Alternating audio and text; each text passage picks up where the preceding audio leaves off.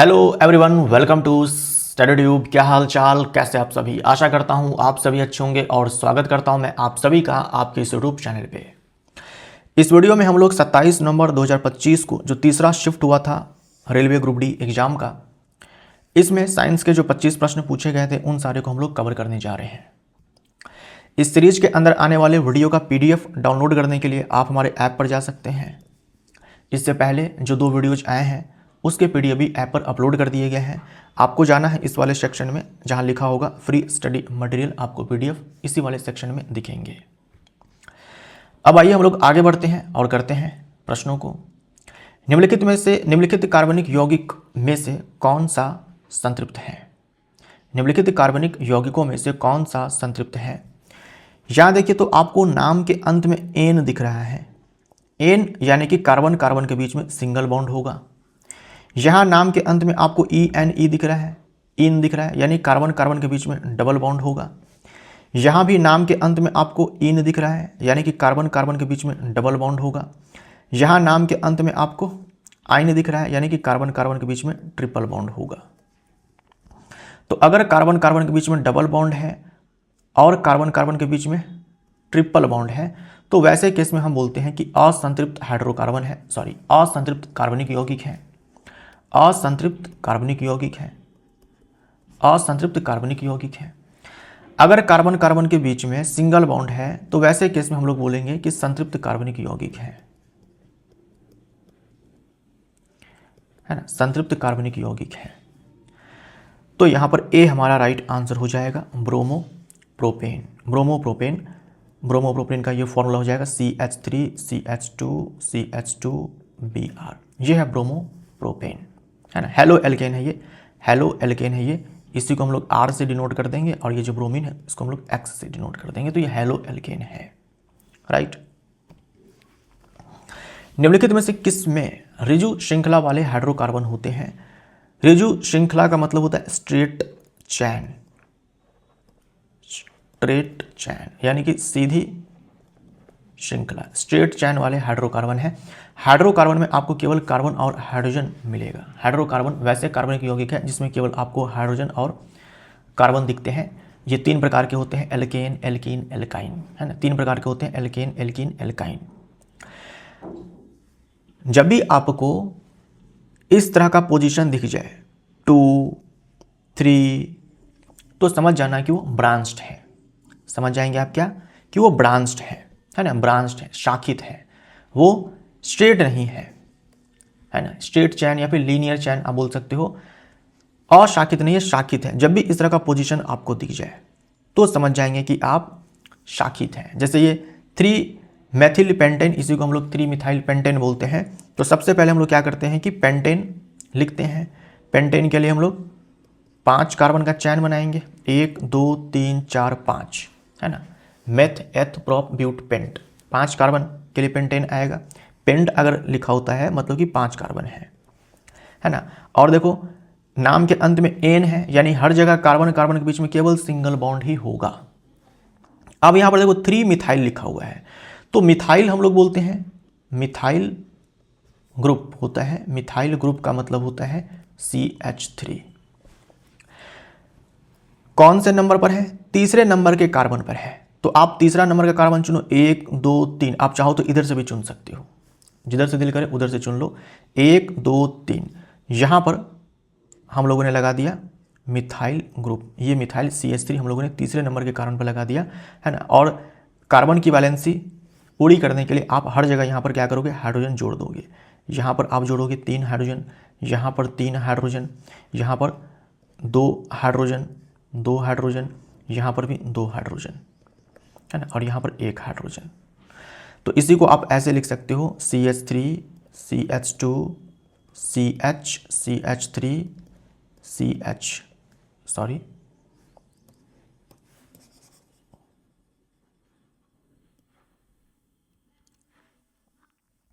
CH2 CH CH2 CH3 और यहाँ पर आप लगाएंगे मिथाइल ग्रुप।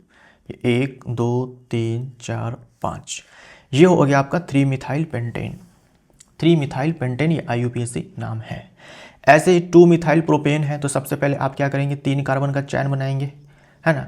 प्रोप लिखा हुआ है, प्रोप प्रोप प्रोप यानी कि 3 कार्बन, और नाम के अंत में एन है, यानी कार्बन कार्बन के बीच में केवल सिंगल बॉन्ड होगा। और देखो दूसरे नंबर के कार्बन पर ना मिथाइल ग्रुप जुड़ा हुआ है, तो आप इधर से काउंट करोगे तो भी आपको दूसरे नंबर पर यही वाला कार्बन मिलेगा, इधर से काउंट करोगे तो भी आपको यही वाला कार्बन मिलेगा, तो आपने यहाँ पर लगा दिया CH3।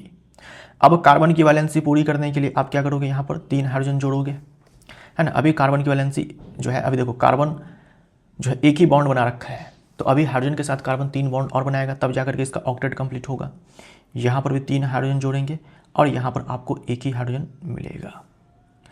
तो ये हो गया आपका 2 मिथाइल प्रोपेन, 2 मिथाइल प्रोपेन, और इसी को हम लोग बोलते हैं आइसोब्यूटेन, इसी को हम लोग आइसोब्यूटेन भी बोलते हैं। तो आपको संरचना बनाने नहीं आता है, फिर भी आप जो है ये पोजीशन देख करके जो है बता सकते हो कि हाँ ब्रांच्ड है। तो यहाँ पर देखो ये ब्रांच निकल गया, यहाँ पर देखो तो ये ब्रांच निकल गया। तो ये जो 2 मिथाइल प्रोपेन है इसी को हम लोग आइसोब्यूटेन बोलते हैं। तो ना तो ऑप्शन ये सही है, ना तो ये सही है, ना तो ये सही है, ब्यूटेन हमारा राइट आंसर हो जाएगा। ब्यूटेन, है ना। ब्यूटेन, ब्यूट का मतलब 4 कार्बन और नाम के अंत में एन है, यानी कि 4 कार्बन का हाइड्रोकार्बन है, और कहीं पर भी कार्बन कार्बन के बीच में डबल बॉन्ड या ट्रिपल बॉन्ड नहीं है। तो आप जो है 4 कार्बन बनाएंगे ऐसे, 4 कार्बन की चैन, 1 2 3 4, कहीं पर भी आप डबल बॉन्ड या ट्रिपल बॉन्ड नहीं देंगे, और वैलेंसी पूरी करने के लिए आप हर जगह हाइड्रोजन जोड़ देंगे।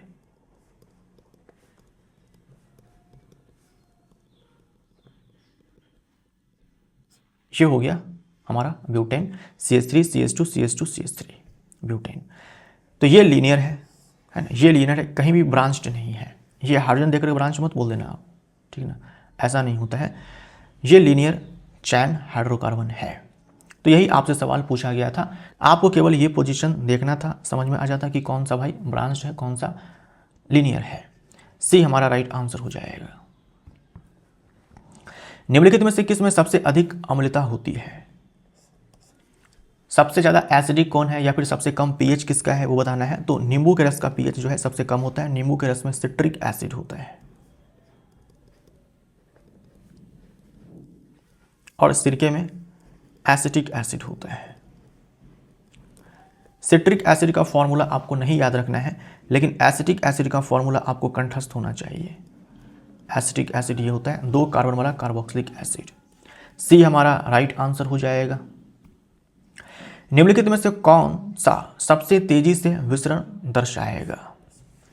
तो आप ये देख लो कि कौन से 2 हैं जो तेजी से अपने आप ही मिक्स हो जाएंगे, कौन से वो 2 हैं, कौन से वो 2 हैं जो तेजी से अपने आप मिक्स हो जाएंगे। भाई ठोस में ठोस तो मिक्स होते नहीं हैं, है ना। द्रव में ठोस मिक्स हो सकता है, गैस में द्रव में गैस मिक्स हो सकता है, यानी गैस और द्रव आपस में मिक्स हो सकते हैं। जैसे पानी में कार्बन डाइऑक्साइड गैस घुल जाती है, ऑक्सीजन गैस घुल जाती है। ठोस ठोस में डिफ्यूजन नहीं होता है ना। आप जो है द्रव में ठोस को भी मिक्स करवा सकते हो, ये भी पॉसिबल है। गैस में गैस का मिश्रण भी पॉसिबल है, लेकिन सबसे तेजी से कौन मिश्रित होंगे अपने आप ही? तो गैस में गैस। तो ए हमारा राइट आंसर हो जाएगा। निम्नलिखित में से किस विधि में जंग लगने से बचाने के लिए इस्पात और लोहे पर जिंक की परत का विलेपन शामिल है? यानी लोहे और इस्पात के ऊपर जिंक की परत चढ़ाई जाती है किस विधि में? तो ये होता है गैल्वेनाइजेशन में, जिसे हम लोग गैल्वेनीकरण बोलते हैं हिंदी में। क्या होता है इसमें कि जिंक को पिघला करके, पहले जिंक को पिघलाया जाता है ना, इसको मोल्टेन स्टेट में लाया जाता है, गलित अवस्था में लाया जाता है, फिर इसमें इसको गर्म करके पिघलाया जाता है, फिर इसमें इस्पात और लोहे को डुबो करके निकाला जाता है, उसको ठंडा किया जाता है, और उसके बाद लोहे और इस्पात के ऊपर जो है जिंक की परत चढ़ जाती है। अब लोहे और इस्पात के ऊपर जंग नहीं लगता है। डी हमारा राइट आंसर हो जाएगा। निम्नलिखित में से कौन सा प्रेक्षण सर्वोत्तम रूप से इसकी व्याख्या करता है कि द्रवों का आयतन निश्चित होता है लेकिन उनकी आकृति निश्चित नहीं होती है?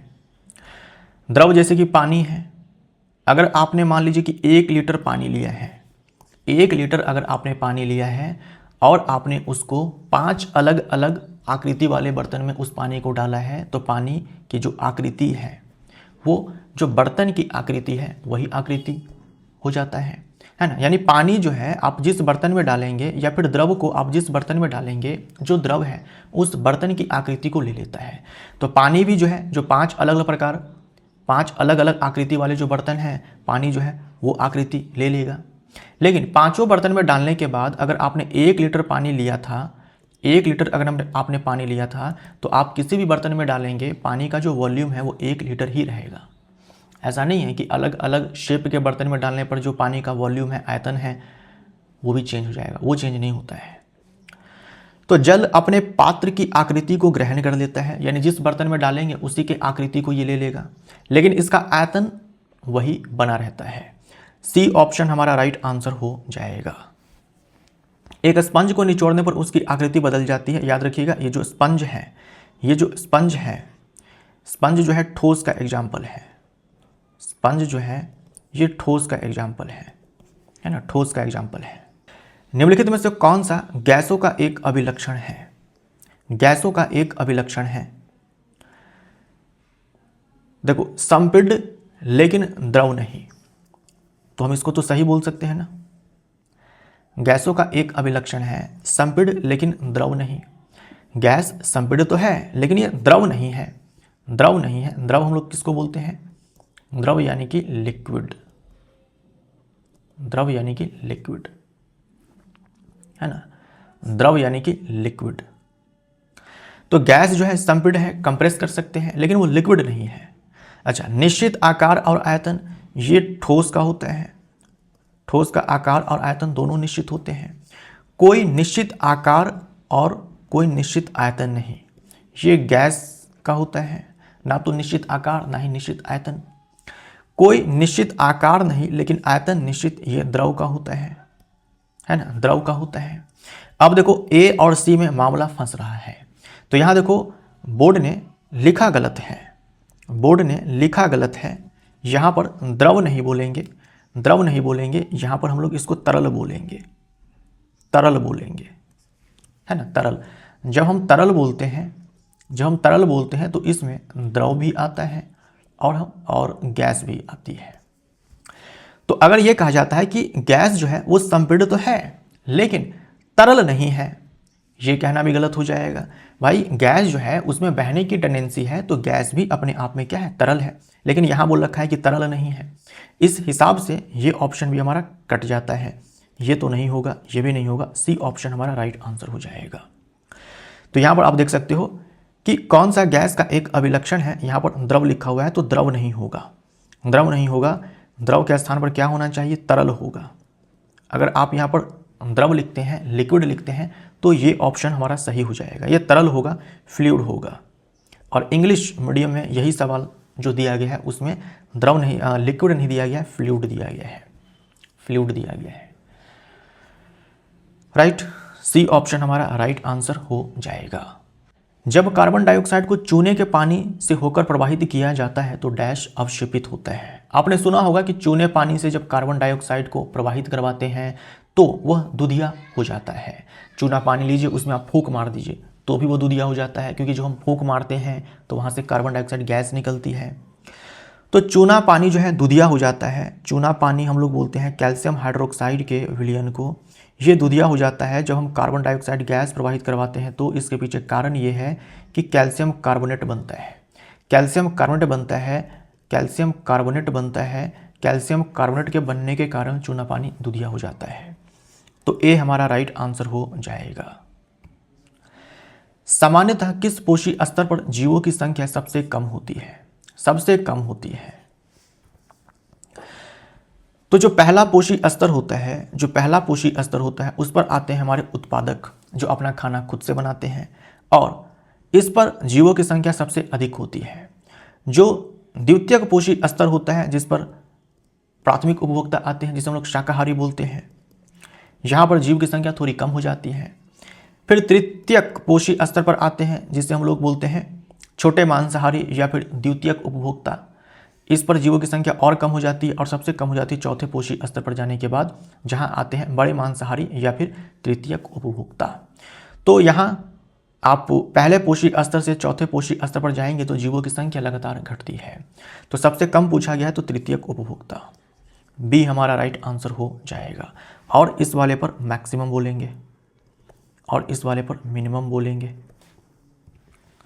निम्नलिखित में से कौन सा मानव रोग यौन क्रिया के दौरान संचरित हो सकता है? यानी कि यौन संबंध बनाने से, है ना, यौन संबंध बनाने से एक व्यक्ति से दूसरे व्यक्ति में ये जो रोग है ये फैल सकता है। एक पर्सन से दूसरे पर्सन में ये रोग फैल सकता है। तो ये है उपार्जित प्रतिरक्षा न्यूनता संलक्षण।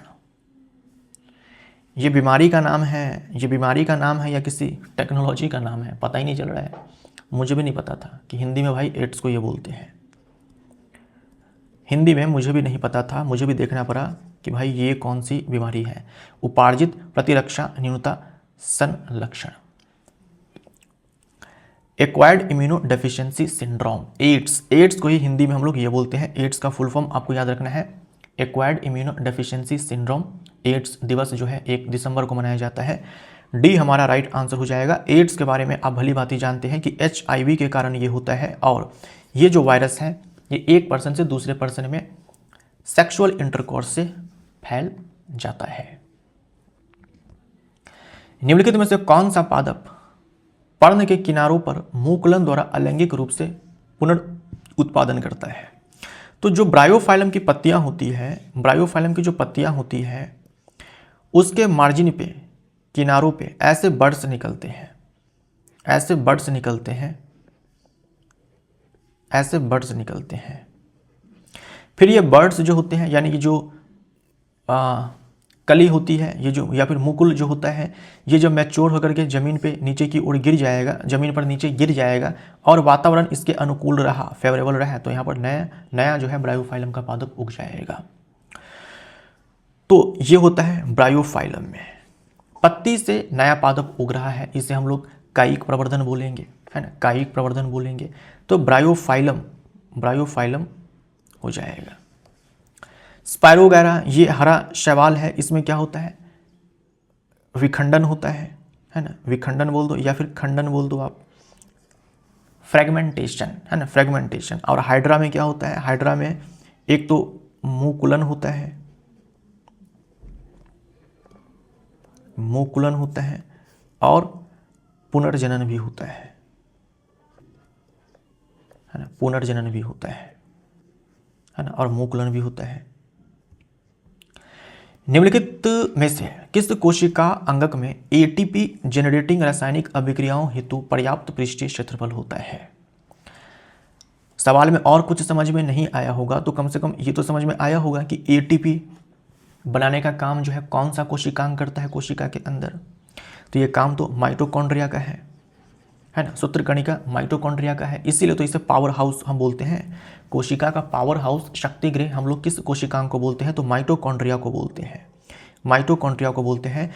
माइटोकॉन्ड्रिया जो है ना दोहरी झिल्लीयुक्त कोशिकांग है, दोहरी झिल्लीयुक्त कोशिकांग है। आप देखेंगे एक बाहर वाली झिल्ली ऐसे होती है जो छिद्रित होती है ना, बाहर वाली झिल्ली जो होती है ऐसे छिद्रित होती है और अंदर वाली झिल्ली जो होती है ना वो ऐसे फोल्डेड होती है, अंदर वाली झिल्ली जो होती है वो ऐसे फोल्डेड होती है, ऐसे फोल्डेड होती है। तो 2 मेम्ब्रेन होती है। माइटोकॉन्ड्रिया झिल्लीयुक्त कोशिकांग है और दोहरी झिल्लीयुक्त कोशिकांग है। ये बाहर वाली झिल्ली होती है, ये आउटर मेम्ब्रेन है ना, ये आउटर मेम्ब्रेन बाह्य झिल्ली, और ये इनर मेम्ब्रेन है ना, इनर मेम्ब्रेन अंतः झिल्ली। ये जो अंदर वाली झिल्ली है ये फोल्डेड है, इसके पीछे कारण क्या है? ताकि इस अंदर वाली झिल्ली पे जो ATP प्रोडक्शन के लिए जो रिएक्शन से चलती है उसको ज़्यादा से ज़्यादा सरफेस एरिया मिल सके, इसीलिए ये फोल्डेड होती है। आप सोच कर देखिए अगर ये फोल्डेड नहीं होती है ना तो कुछ ऐसी होती, जो बाहर वाली झिल्ली है कुछ वैसी, तो सरफेस एरिया उतना ज़्यादा नहीं मिलता। लेकिन उतने ही स्पेस में, इनफैक्ट उससे कम स्पेस में ये जब फोल्ड ऐसे कर जाती है तो अब ज़्यादा सरफेस एरिया जो है, ज़्यादा सरफेस एरिया रिएक्शन होने के लिए, इस ATP को बनाने के लिए मिल जाता है। समझ में आया आपको? और जो माइटोकॉन्ड्रिया उसके पास एक खास बात क्या है कि इसके पास जो है खुद का राइबोसोम होता है, खुद का राइबोसोम होता है और खुद का डीएनए होता है। खुद का राइबोसोम होता है और खुद का डीएनए होता है। इसके पास खुद का राइबोसोम होता है और खुद का डीएनए होता है। ये भी आपके एग्जाम में जो है बहुत पूछा जाता है, बहुत पूछा जाता है। तो इसका मतलब ये हुआ कि बहुत सारे प्रोटीन जो है ये माइटोकॉन्ड्रिया खुद के डीएनए से खुद ही बना लेगा, है ना। डीएनए आरएनए में कन्वर्ट होता है, फिर प्रोटीन बनता है, राइबोसोम बनाता है। तो डी ऑप्शन हमारा राइट आंसर हो जाएगा। लाइसोसोम को हम लोग आत्महत्या की थैली बोलते हैं, है ना, आत्महत्या की थैली बोलते हैं। ऑक्सीजन जैसे सूक्ष्म अणु कोशिका झिल्ली से आसानी से क्यों गुजर सकते हैं, लेकिन स्टार्च या बड़े प्रोटीन जैसे बड़े अणु नहीं गुजर सकते हैं? देखिए, जो कोशिका झिल्ली होती है, एक कोशिका के भीतर जो कोशिका झिल्ली होती है, एक कोशिका के भीतर तो कोशिका द्रव्य होता है, केंद्रक होता है, और तरह तरह के कोशिकांग होते हैं। और कोशिका के भीतर जो भी पदार्थ है उसको उसके बाह्य पर्यावरण से अलग रखने के लिए एक झिल्ली होती है जिसे हम लोग कोशिका झिल्ली बोलते हैं, है ना। कोशिका झिल्ली बोलते हैं, सेल मेम्ब्रेन बोलते हैं, इसी को हम लोग प्लाज्मा मेम्ब्रेन बोलते हैं, प्लाज्मा झिल्ली बोलते हैं। ये जो सेल मेम्ब्रेन होती है ये होती है SPM, सेलेक्टिवली परमिएबल मेम्ब्रेन, या फिर सेमी परमिएबल मेम्ब्रेन, अर्ध पारगम्य झिल्ली, या फिर चयनात्मक पारगम्य झिल्ली, या फिर इसी को वर्णनात्मक पारगम्य झिल्ली बोलते हैं। ठीक, चयनात्मक पारगम्य झिल्ली, या फिर वर्णनात्मक पारगम्य झिल्ली, या फिर अर्ध पारगम्य झिल्ली बोलते हैं। इसका मतलब ये होता है कि कुछ पदार्थों को ये कोशिका झिल्ली जो है अपने से होकर क्रॉस करने देती है और कुछ पदार्थों को क्रॉस करने से रोक भी देती है, राइट।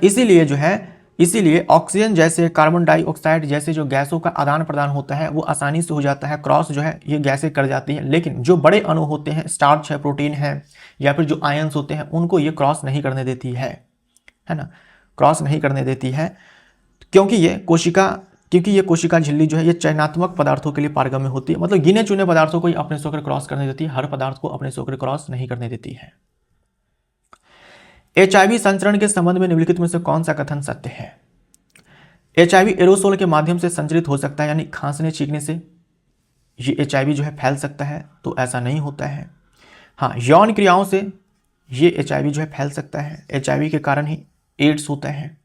मच्छर के काटने से नहीं होता है और कांटेक्ट में आने से भी नहीं होता है। सेक्सुअल इंटरकोर्स यौन संबंध बनाने से होता है।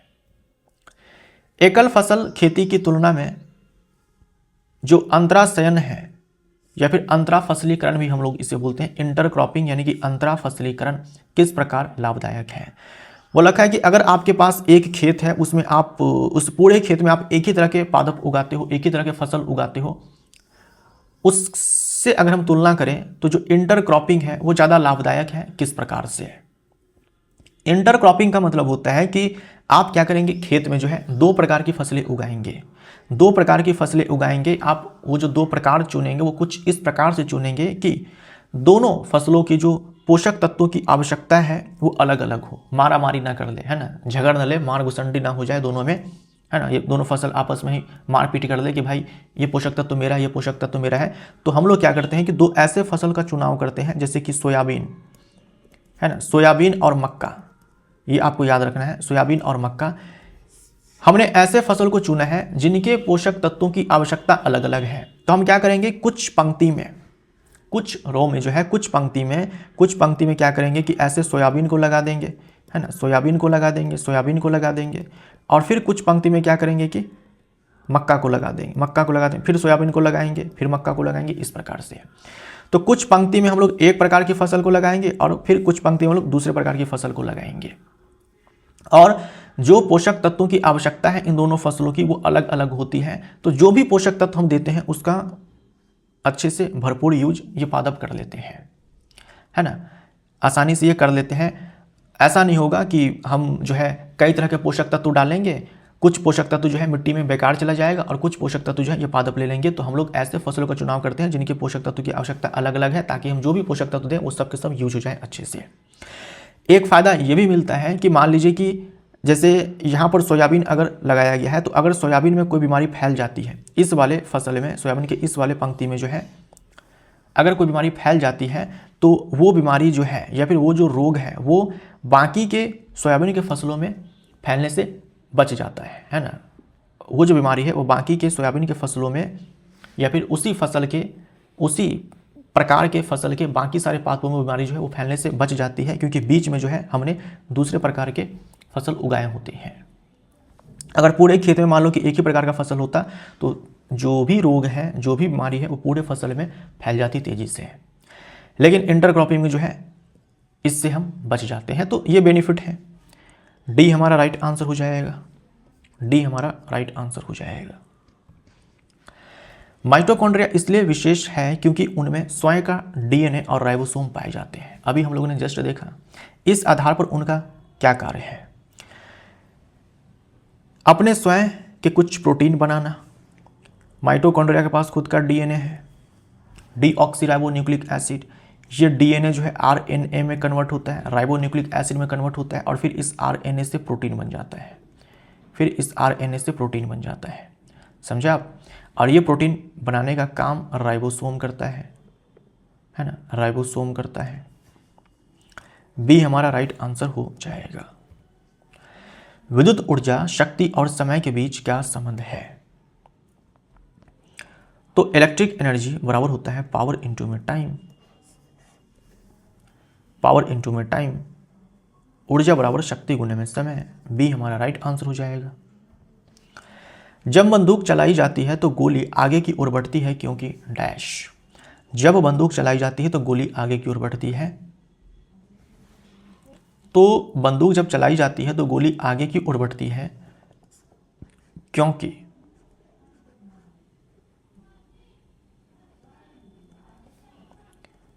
बंदूक के द्वारा बुलेट पर फोर्स लगाया जाता है। बंदूक के द्वारा जो है बुलेट पर फोर्स लगाया जाता है। बदले में जैसे मान लो बंदूक ने 1000 न्यूटन का फोर्स लगाया बुलेट पे, बदले में जो ये बुलेट है वो भी बंदूक पर पीछे की ओर फोर्स लगाती है और उतने ही परिमाण की लगाएगी, उतने ही परिमाण की लगाएगी, बस दिशा जो है विपरीत है। तो ये क्रिया प्रतिक्रिया बल है। अगर बंदूक ने बुलेट पे फोर्स लगाया वो क्रिया बल है, तो बुलेट ने जो बंदूक पर फोर्स लगाया प्रतिक्रिया बल है। ये दोनों ही बल जो होते हैं आपस में बराबर होते हैं परिमाण में, लेकिन दिशा में जो है विपरीत होते हैं, दिशा में विपरीत होते हैं। माइनस चिन्ह जो है केवल दिशा को बता रहा है। तो बंदूक की प्रतिक्रिया के रूप में पीछे की ओर कार्य करती है। डी हमारा राइट आंसर हो जाएगा। ये सारे ऑप्शंस जो है गलत है। 5 कूलम आवेश को 15 वोल्ट विभवांतर वाले 2 बिंदुओं पर ले जाने में कितना कार्य किया जाता है? आपको आवेश दिया गया है, विभवांतर दिया गया है, आपसे कार्य पूछा गया है। इन तीनों में क्या रिलेशन होता है? W बराबर होता है Q इंटू में V। Q आपको पता है 5 कूलम है और विभवांतर जो है 15 वोल्ट है, ये 75 जूल हो जाएगा। बी हमारा राइट आंसर। लेंस द्वारा उत्पन्न आवर्धन वस्तु दूरी और प्रतिबिंब दूरी से किस सूत्र द्वारा संबंधित है? तो आवर्धन का सूत्र होता है -v/u, माइनस गुने में प्रतिबिंब की ऊंचाई बट्टे में वस्तु की ऊंचाई। लेकिन ये दर्पण के लिए होता है, मिरर के लिए होता है। लेंस के लिए लिखना है तो यहां से माइनस चिन्ह हटा दो, ये लेंस के लिए हो जाएगा। D option right answer. चंद्रमा पर किसी पिंड का भार पृथ्वी की अपेक्षा कम होता है, इसके पीछे क्या कारण है? चंद्रमा पर किसी भी पिंड का भार, चंद्रमा पर किसी भी पिंड का भार पृथ्वी पर जो पिंड का भार होता है उसका 6वां भाग होता है। इसके पीछे कारण क्या है? इसके पीछे कारण यह है कि चंद्रमा के सतह पर जो जी का मान होता है वो पृथ्वी की सतह पर जो जी का मान होता है उसका 1/6 होता है, यही कारण है। तो चंद्रमा पर गुरुत्वीय त्वरण कम होता है। डी हमारा राइट आंसर हो जाएगा।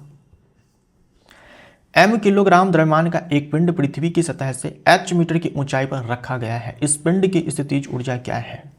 तो जमीन से आप किसी m द्रव्यमान वाले पिंड को h हाइट पर रखते हो तो इसके पास जो स्थितिज ऊर्जा होती है वो mgh होती है। इस वस्तु को h हाइट तक उठा करके रखने में जो कार्य किया जाता है वही कार्य स्थितिज ऊर्जा के रूप में संचित हो जाता है। mgh ए हमारा राइट आंसर। किसी मेज पर मंद आघात करने पर उत्पन्न ध्वनि के मृदु होने का क्या कारण है? यानी हम मेज पर ऐसे हल्का चोट मारते हैं तो आवाज जो है सॉफ्ट आती है, इसके पीछे कारण क्या है? तो हम बोलेंगे कंपन का आयाम छोटा होता है। जो आयाम होता है इससे निर्धारित होती है प्रबलता। अगर आयाम ज़्यादा है तो प्रबलता जो है वो अधिक होगी, अगर आयाम कम है तो प्रबलता भी जो है वो कम होती है। एक कार विराम अवस्था से चलना शुरू करती है और 5 सेकंड तक समान रूप से 2 मीटर पर सेकंड स्क्वायर पर त्वरित होती है। कार का अंतिम वेग क्या है? 0 से चलना शुरू की थी और हर 1 सेकंड में स्पीड जो है 2 मीटर पर सेकंड से बढ़ जाती है, तो 5 सेकंड में कितनी हो चुकी होगी? 5 गुने में 2, 10 मीटर पर second. B option right answer हो जाएगा। v बराबर u प्लस ए टी से आप बना सकते हो। 0 से चलना शुरू की थी, तुरंत जो है 2 मीटर पर सेकंड स्क्वायर है और समय 5 सेकंड है, तो 10 मीटर पर सेकंड। एक उत्तल दर्पण के ध्रुव और वक्रता केंद्र के बीच की दूरी 40 सेंटीमीटर है। इस दर्पण के ध्रुव और फोकस के बीच की दूरी कितनी है? ध्रुव और वक्रता केंद्र के बीच की जो दूरी होती है उसे हम लोग वक्रता त्रिज्या बोलते हैं, जो कि 40 सेंटीमीटर है। 40 सेंटीमीटर है। और ध्रुव और फोकस के बीच की दूरी जो होती है वो फोकस दूरी होती है, जो कि वक्रता त्रिज्या की आधी होती है, तो 40/2 हो जाएगा, यानी कि 20 सेंटीमीटर। अगर वक्रता त्रिज्या धनात्मक है तो फोकस दूरी भी धनात्मक ही होती है, तो ऋणात्मक वाले को आप पहले यहाँ से उड़ा सकते थे, है ना। जो सही आंसर हो जाएगा वो क्या हो जाएगा? हाँ, 20 सेंटीमीटर, ये भी कट जाएगा। तो ये वीडियो यहीं पर समाप्त होता है। अब हम लोग मिलते हैं अगले वाले वीडियो में। Thank you so much.